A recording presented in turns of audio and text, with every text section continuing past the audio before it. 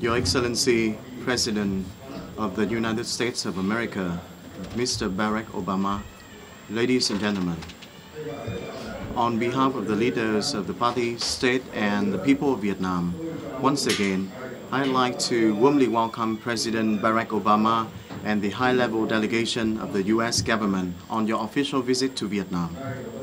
Mr. President and I had a very productive talk on bilateral relations, regional and global issues of common interest.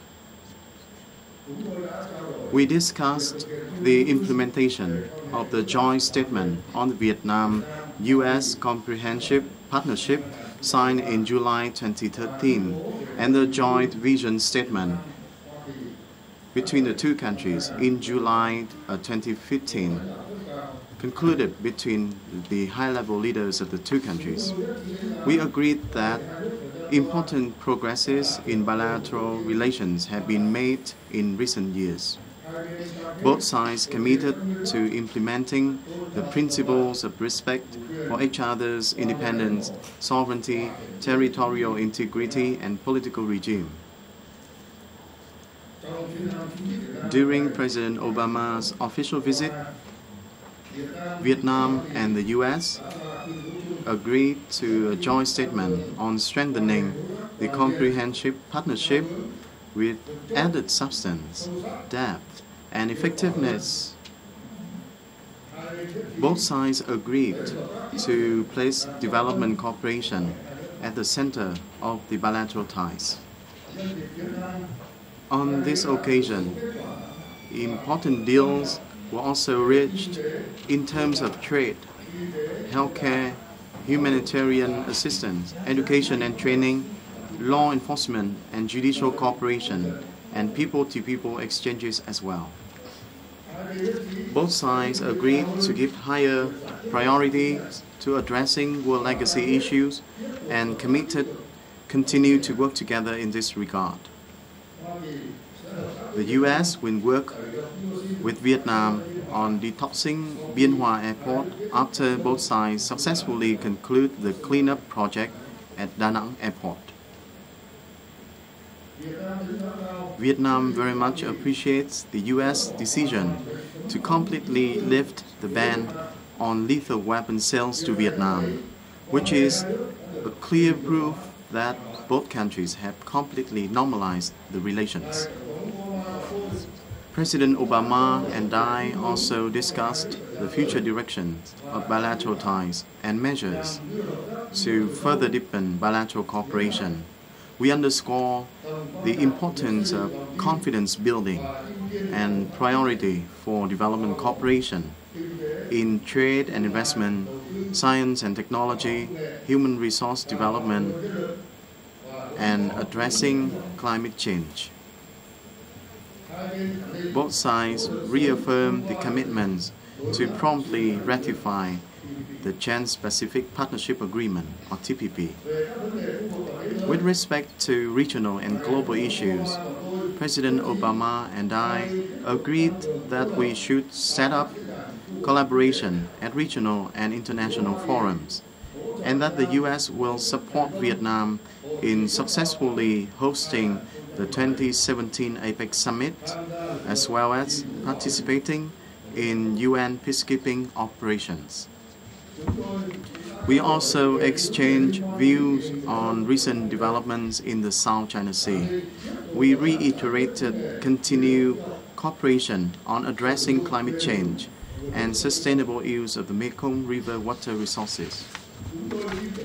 We believe that robust growth in Vietnam-U.S. relations not only bring about benefits for each country, but also contribute to peace, stability, cooperation and development in the Asia-Pacific and the world, and the ASEAN-U.S. relationships as well. I want to thank President Obama personally, the American leadership and people and American friends for their goodwill and significant contributions to the normalization and the continued development of the Vietnam-U.S. relations. I wish President Obama and the members of your delegation a successful visit to Vietnam with fond memories of our country, culture, and hospitality of the Vietnamese people. Once again, thank you very much for the presence of American and Vietnamese press and media here today. Thank you very much. Good afternoon. Xin chào. Thank you, President Quang, for your generous words, and let me thank you and the government and the people of Vietnam for the sincere welcome and hospitality that has been extended to me and to my delegation. Over the past century, our two nations have known cooperation and then conflict, painful separation, and a long reconciliation. Now, more than 2 decades of normalized ties between our governments allows us to reach a new moment. It's clear from this visit that both our peoples are eager for an even closer relationship, a deeper relationship. And I was moved to see so many people lining the streets as we were driving into town today. I bring greetings and friendship of the American people, including some outstanding members of Congress who are joining me on this visit, and so many Vietnamese Americans whose families bind us together and remind us of the values that we share. I've indicated before that one of my highest foreign policy priorities as President is to ensure that the United States continues to play a larger and long-term role in the Asia-Pacific, which is vital to our security and to our prosperity. We believe the people of this region should live in security, prosperity, and dignity. In pursuit of this vision, we're more deeply engaged across the Asia-Pacific than we have been in decades, and that includes our comprehensive partnership with Vietnam. If you consider where we have been and where we are now, the transformation in the relations between our two countries is remarkable. Over the past 2 decades, our trade has surged nearly 100-fold, supporting jobs and opportunities in both countries. Since I took office, we've boosted U.S. exports to Vietnam by more than 150%. We're now the single largest market for Vietnam's exports. American companies are one of the top investors here. With our Fulbright programs, thousands of our students and scholars have studied together, and more than 13,000 young people across Vietnam are learning new skills as part of our Young Southeast Asian Leaders Initiative. Vietnam has become one of the top 10 countries with students in the United States. This year, we've welcomed nearly 19,000, the most ever. And last year, Vietnam welcomed nearly 500,000 American tourists to this country, and I will assure you that more are on the way. Our two governments are also cooperating more closely than ever. As part of our engagement with ASEAN and the East Asia Summit, we're working together to advance regional security and stability. Vietnam has welcomed American Navy ships to your ports. Our militaries are conducting more exchanges and partnering on maritime security. Together, we're pursuing the Trans-Pacific Partnership, not only to support trade, but to draw our nations closer together and reinforce regional cooperation. We're doing more to meet global challenges, from preventing nuclear terrorism to promoting global health security so that outbreaks of disease don't become epidemics. And with this visit, the United States and Vietnam have agreed to a significant upgrade in our cooperation across the board. We're taking new steps to give our young people the education and skills that they need to succeed. And I'm very pleased that for the first time, the Peace Corps will come to Vietnam. Our Peace Corps volunteers will focus on teaching English, and the friendship that our people forge will bring us closer together for decades to come.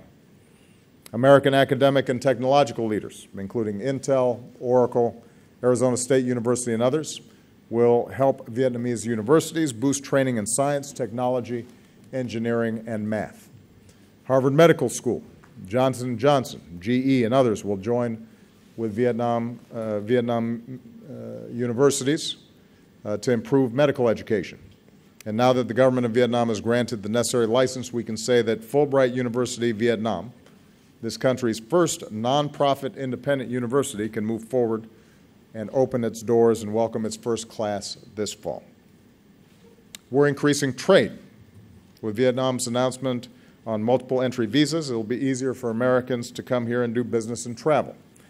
President Quang and I just attended a signing ceremony that many of you saw, where American and Vietnamese companies are moving ahead with the new commercial deals worth more than $16 billion. Boeing will sell 100 aircraft to Vietjet.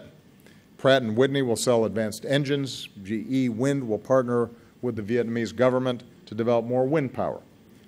Deals like these are a win for both of our countries, helping to fuel Vietnam's economic growth and supporting tens of thousands of American jobs. We agreed to work to ratify and implement the Trans-Pacific Partnership as soon as possible, because it will support vital economic reforms here, further integrate Vietnam into the global economy, and reduce tariffs on American exports to Vietnam. And we discussed the high standards that Vietnam has committed to meet under TPP on labor, the environment, and intellectual property. And I conveyed that the United States is prepared to offer technical assistance to Vietnam as it works to fully implement these standards so that TPP delivers the benefits that our peoples expect. With regard to security, the United States will continue to do our part to address the painful legacy of war. On behalf of the American people, including our veterans, I want to thank the government and the people of Vietnam for the many years of cooperation to account for Americans missing in action. Solemn efforts that will continue together. We'll continue to help remove unexploded landmines and bombs. And now that our joint effort to remove dioxin, Agent Orange, from Da Nang Airport is nearly complete, the United States will help in the cleanup at Bien Hoa Air Base. We've agreed to continue deepening our defense cooperation, including patrol boats and training for Vietnam's Coast Guard, and to work more closely together in responding to humanitarian disasters. And I can also announce that the United States is fully lifting the ban on the sale of military equipment to Vietnam that has been in place for some 50 years. As with all our defense partners, sales will need to still meet strict requirements, including those related to human rights. But this change will ensure that Vietnam has access to the equipment it needs to defend itself, and it removes a lingering vestige of the Cold War. It also underscores the commitment of the United States to a fully normalized relationship with Vietnam, including strong defense ties with Vietnam and this region for the long term. More broadly, the United States and Vietnam are united in our support for a regional order, including in the South China Sea, where international norms and rules are upheld, where there is freedom of navigation and overflight, where lawful commerce is not impeded, and where disputes are resolved peacefully through legal means in accordance with international law. I want to repeat that the United States will continue to fly, sail, and operate wherever international law allows, and we will support the right of all countries to do the same. Now, even as we make important progress in the ways that I've just described, there continue to be areas where our two governments disagree, including on democracy and human rights.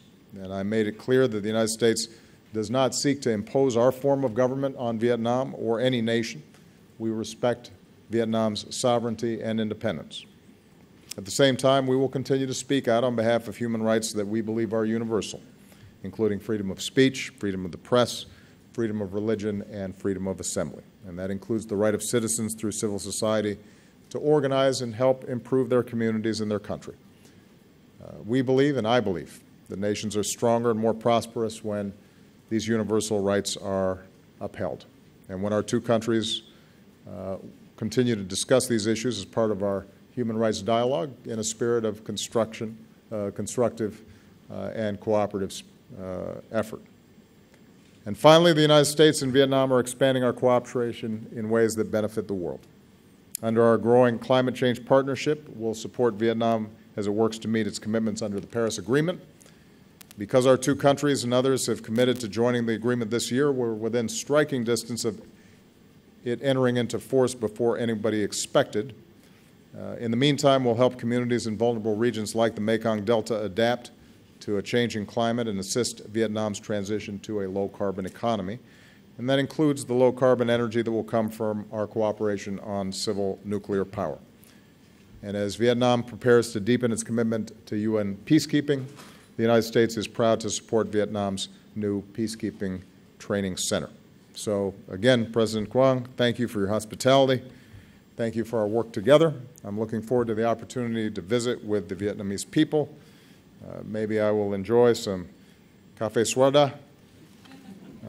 I believe that the relationship between the Vietnamese people and the United States can be one of the most important in this critical part of the world. And I believe that the upgrade in our ties that we've achieved today will deliver greater security, prosperity, and dignity for both of our peoples for many decades to come. Xin cảm ơn. Chúng ta cũng như là cho khu vực và thế giới trong nhiều năm tới. Thank you. Thank you, President Obama and President Quang. And now it's time for questions. The floor is open. I invite Mr. Dũng from Vietnam News Agency. I'm from the Vietnam News Agency. I have a question for President Quang.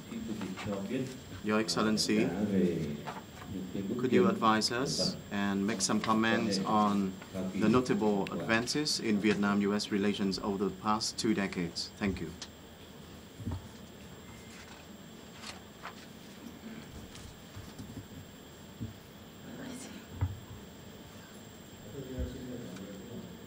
Thank you for your question. I want to affirm that over the past 2 decades, since the establishment of diplomatic relations between the two countries in July 1995, Vietnam-U.S. relations have made great strides in many fields. In terms of politics and diplomacy, Vietnam and the U.S. are former enemies turned friends. And now we are comprehensive partners. The high-level leaders of the two countries often pay a visit to each other, and the relations have growing very well, bilaterally and multilaterally. We share the common interests regarding the regional and international issues. And our common interests grow day by day, particularly in relations to the maintenance of peace, stability, cooperation, and development in the region. With respect to economic cooperation, I'm very pleased to inform you that the two-way trade has grown 130-fold to $44.5 billion last year. The U.S. is currently the 7th largest investor in Vietnam, and I hope that the U.S. will soon become the biggest investor in Vietnam, as Ambassador Ted Osius once mentioned. The bilateral trade between the two countries has enormous potentials to grow, particularly once the TPP enters into effect. Regarding education and training cooperation, we have attained many important progression. Take, for example, the Fulbright University in Vietnam has recently received its operating license. The number of Vietnamese students studying in the U.S. had grown 56-fold to 28,000 students, the highest number among the ASEAN countries. And our cooperation in defense and security continue to grow in line with the needs of both sides. The cooperation in remedying the war legacy is now growing more substantively. The two countries have recently completed the phase 1 of environmental cleanup at Da Nang Airport, and we will continue to implement the second phase of the project at various other sites, including Bien Hoa Airport. Together with the progress in bilateral ties, Vietnam and U.S. are working together and enhancing the collaboration on regional and international issues of common interest, international forums. The advances in the bilateral relations stem from the fact that we increasingly share common concerns and interests, and both sides have fully realized the commitments to respect each other's independence, sovereignty, political regimes, and legitimate interests. The visit of President Barack Obama this time to Vietnam will surely create stronger momentum for the development and promotion of Vietnam-U.S. relations in the future, contributing to the maintenance of peace, stability, cooperation, and development in Asia-Pacific and the wider world. Thank you very much. First question on the American side will come from Max Patelnik with Reuters. Thank you. I have a question for both presidents about the lifting of the arms embargo. To what extent do you see a need to build up Vietnam's military deterrent against China's behavior in the South China Sea as part of this decision? Could this include expanded U.S. access to Vietnamese ports, including Cam Ranh Bay? Directly for President Obama, to what degree will the U.S. decide on weapons sales based on human rights considerations? And for President Quang, how do you respond to the U.S. push for improved human rights situation in Vietnam? Well, Matt, the decision to lift the ban was not based on China or any other considerations. It was based on our desire to complete what has been a lengthy process of moving towards normalization with Vietnam, a process that began with some very courageous and difficult conversations decades ago, including led by our current Secretary of State, John Kerry, and Senators Tom Carper and John McCain, and a whole bunch of other Vietnam veterans, as well as their counterparts in the Vietnamese government. And over time, what we've seen is a progressive deepening and broadening of the relationship. And what became apparent to me and my administration at this point is that given all the work we do together across the spectrum of economic, trade, security, humanitarian efforts, that it was appropriate for us not to have a blanket across-the-board ban.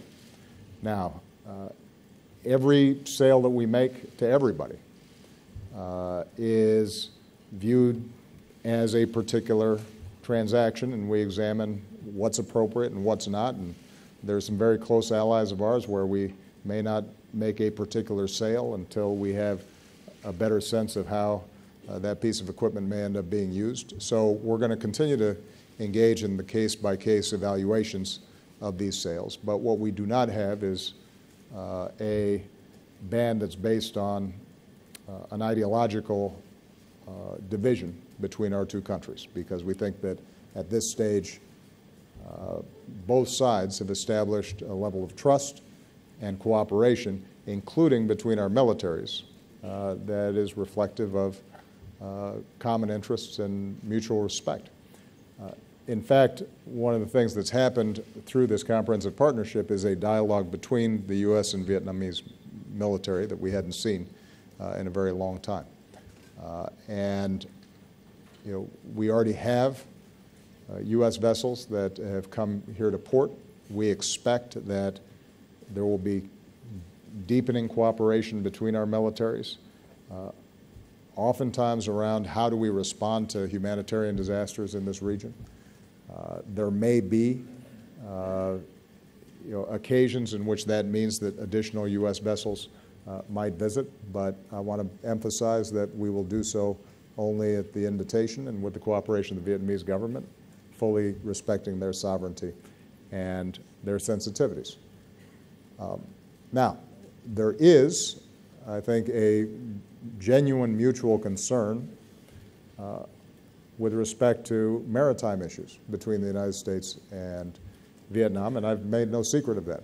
Vietnam, along with ASEAN, met at my invitation in Sunnylands, California, and we put forward a very clear statement that it is important for us to maintain the freedom of navigation and the governance of international norms and rules and law that have helped to create prosperity and promoted commerce and peace and security in this region.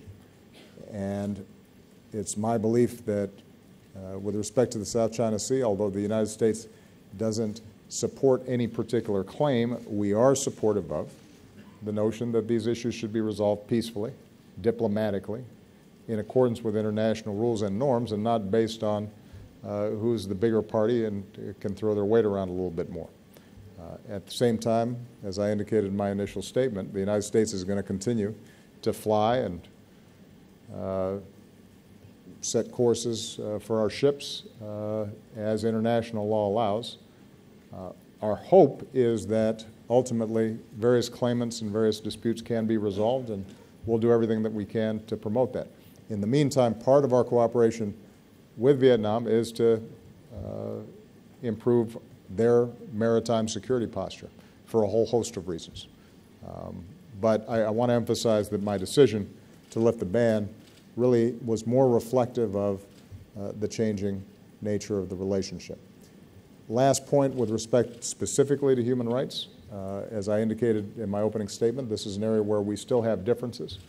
There's been modest progress on some of the areas that we've identified as a concern. TPP actually is one of the things that's prompting a series of labor reforms here in Vietnam that could end up being extraordinarily significant.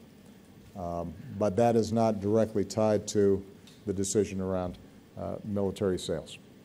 Okay. Của chúng tôi trong việc dỡ bỏ lệnh cấm bán vũ khí sát thương đối với Việt Nam. Câu này mời Chủ tịch trả lời thêm ạ.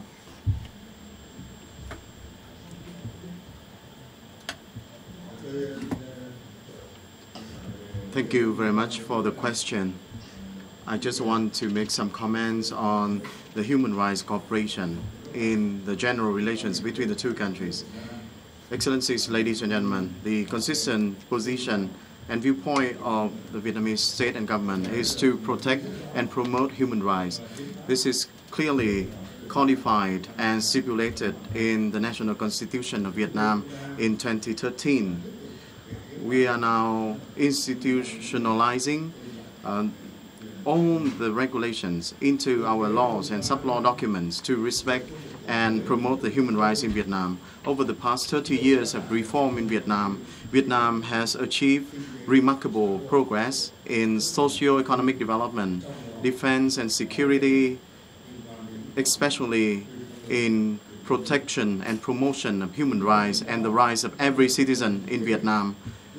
Those achievements have been highly recognized and appreciated by the international community. One of the examples, very good examples, to showcase Vietnam's progress, that Vietnam has been elected as a member of the UN Human Rights Council in 2014-2016. As President Obama mentioned earlier, between the two countries, Vietnam and the US, we do have some differences in some fields, and it is very easy to understand, particularly on human rights. We are of the view that based on the respect and the spirit of mutual understanding, we need to work closely together, expand our dialogue together, and by so doing, we can narrow the gap in understanding and narrowing the differences between the two countries, especially on human rights. And now the floor is still open. I invite other question. Mr. Quang from Vietnam Television, please, you have the floor. Tôi xin giới thiệu, tôi là phóng viên của Đài truyền hình Việt Nam. Over 50 countries during your term as U.S. President, and Vietnam is among the last few on the list. So, what does that say about the Vietnam-U.S. relation, and how important does the U.S. view on Vietnam and its foreign policy? Thank you. Well, I would have liked to have gotten here sooner. And maybe one of the ways of thinking about it is we have an expression in the United States, we save the best for last. So it's a remarkable country, it's a beautiful country, and I've told the President that unfortunately when I visit, I'm usually in meetings all day long, So hopefully when I'm no longer president, I can come here with my family and I can spend a little more time and travel the country a little bit more and get to know the people and eat the food and have a more relaxing schedule. But the reason I'm here is because Vietnam is extremely important, not just to the region, but I think to the world. First of all, I think highlighting the changes that have taken place between our two countries, how just a generation ago we were adversaries and now we are friends, should give us hope, should be a reminder of the ability for us to transform relationships when we have a dialogue that's based on mutual interests and mutual respect and people-to-people exchanges. Second, Vietnam is a large, vital, growing country in a large, vital, and growing region of the world. I've said this before. The Asia-Pacific region is growing as fast as any place around the world. It is a young and dynamic region. It is full of entrepreneurial spirit, and you're seeing new companies and new jobs being created constantly. So the United States wants to be a part of that. And we historically have had good relations with many countries in this region. We want to make sure that as Vietnam grows and becomes more prosperous and achieves greater opportunity, that the young people of Vietnam have a chance to partner with the young people of the United States, trading, exchanging ideas, working on scientific projects, starting businesses together, because I think that will be good for both countries. And we think that it is important from our perspective that as a leader in ASEAN, that we engage Vietnam bilaterally because we want to continue to strengthen our cooperation with the multilateral organizations like the East Asia Summit and ASEAN, where we think we've seen some very real progress over the last several years on everything from commercial issues to disease control to humanitarian issues. One of the things that we increasingly discover is it's harder and harder to solve problems by ourselves. It's much easier for us to be able to tackle big problems like climate change or the outbreak of disease or responding to humanitarian disasters when we have an architecture of cooperation already established. So on all these fronts, we've seen remarkable progress. The announcements that we're making today, I think, should give people an indication of the next stage of the U.S.-Vietnamese relationship. These are big deals, all the things that we mentioned here today. And it indicates a broader and deeper relationship that I'm confident will continue to grow in the future. Good. Our final question comes from Angela Greiling-Keene with Bloomberg. Thank you. Angela. President Obama, the Trans-Pacific Partnership seems fairly stalled in Congress, and other countries are looking to follow the U.S. lead in terms of how they advance their approval of the agreement. Mm-hmm. With the deals today announced for Boeing and GE and your visit here to Vietnam, are you looking to change your strategy and how you seek approval for the Trans-Pacific Partnership in Congress? And do you think that the agreement should be amended to address currency manipulation? Secondly, President Obama, can you comment on the killing of Taliban leader Mullah Mansour and on Pakistan's concern about that strike happening on its soil? Can you also comment on whether this signals a new offensive in Afghanistan and whether you're concerned that an even more hardline leader might take his place? For President Quang, are you concerned about the lack of enthusiasm for the Trans-Pacific Partnership in the U.S. Congress and what that means for the deal in the end? And how do you respond to China's criticism of the U.S. pursuing what China says is a one-sided, selfish agenda in Asia that risks regional peace? So first of all, on TPP, Angela, I haven't been around as long as Senators Carper or Secretary Kerry, but spent enough time in the Senate to know that every trade deal is painful because folks are always seeing if they can get an even better deal. And especially when you have multiple parties involved. Folks are going to be scrutinizing it, they're going to be debating it, and in an election year, you can anticipate that some folks are going to try to score political points off it. Having said that, I remain confident we're going to get it done, and the reason I'm confident is because it's the right thing to do. It's good for the country, it's good for America, it's good for the region, it's good for the world. And I know I've sold this to you before, but let me reiterate. This is the fastest growing part of the world. This represents an enormous market for the United States.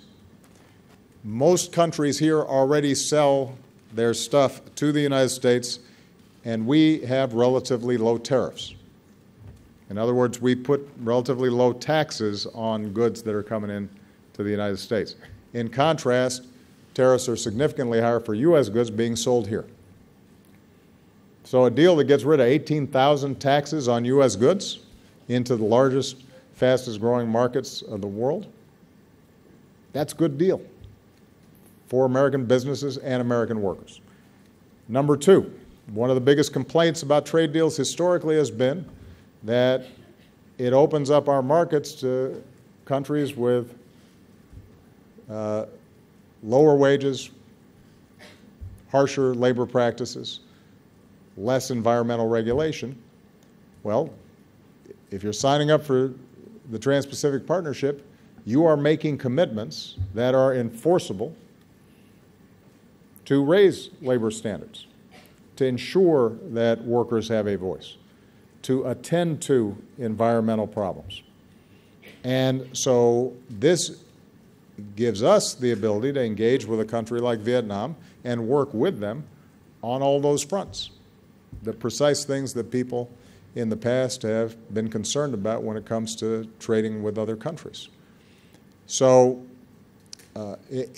I have not yet seen a credible argument that once we get TPP in place, we're going to be worse off.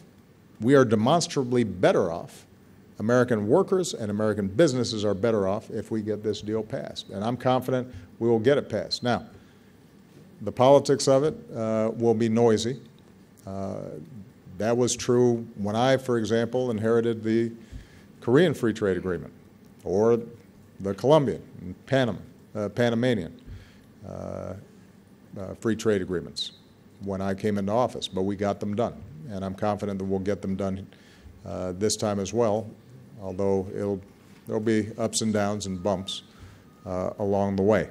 With respect to currency manipulation, we have provisions in TPP that advance the transparency and reporting functions that allow us to monitor whether we think that currency manipulation is taking place. One of the debates that took place, and there have been some who argue that we should have enforceable provisions that if you see a currency going down too far, that we should be able to impose tariffs on that country.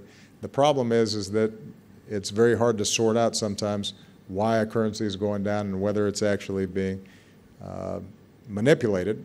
And frankly, for us to bind other countries to commitments about their monetary policy would mean we were also binding our Federal Reserve to the claims of other countries in terms of how it implements our monetary policy, and that's not something that we would do. We would not give up sovereignty with respect to our monetary policy in that way.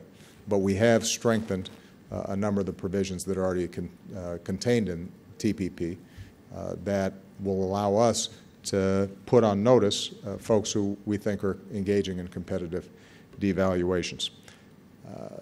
Finally, on the Taliban leader, Mr. Mansour, it has been confirmed that he is dead, and he is an individual who, as head of the Taliban, was specifically targeting U.S.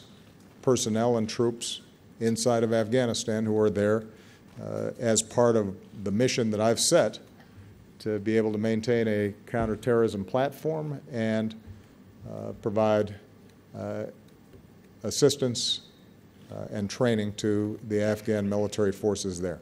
So this does not represent a shift in our approach.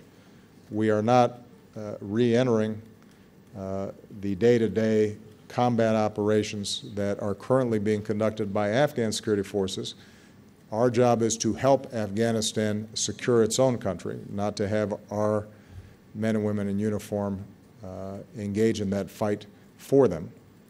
On the other hand, where we have a high-profile leader who has been consistently part of operations and plans to potentially harm U.S. personnel, and who has been resistant to the kinds of peace talks and reconciliation that ultimately could bring an end to decades of war in Afghanistan, then it is my responsibility as Commander-in-Chief not to stand by, but to make sure that we send a clear signal to the Taliban and others that we're going to protect our people. And that's exactly the message that has been sent.